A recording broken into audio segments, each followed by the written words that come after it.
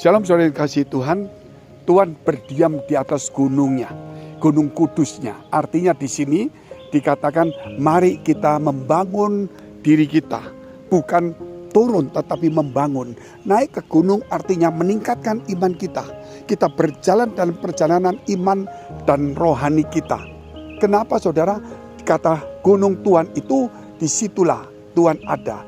Tanpa perjuangan, tanpa kekudusan, kita tidak mungkin bisa melihat Tuhan. Kenapa saudara? Karena iman kita itu harus bertumbuh. Di atas gununglah Tuhan akan memberikan pengajaran-pengajaran yang untuk kehidupan kita, rohani kita, supaya iman kita kuat, supaya kita bisa melihat kuasa, kita melihat kekuatan Allah nyata, dan janji Tuhan itu nyata, pengharapan itu muncul. Kenapa kita putus asa? Kenapa kita khawatir? Kenapa kita, saudara, ketakutan? Kenapa kita mengalami kegagalan? Karena kita hanya ada di bawah gunung. Kita tidak naik ke gunung Tuhan.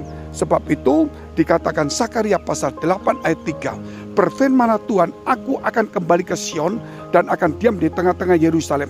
Yerusalem akan disebut kota setia dan gunung Tuhan. Semesta alam akan disebut gunung kudus.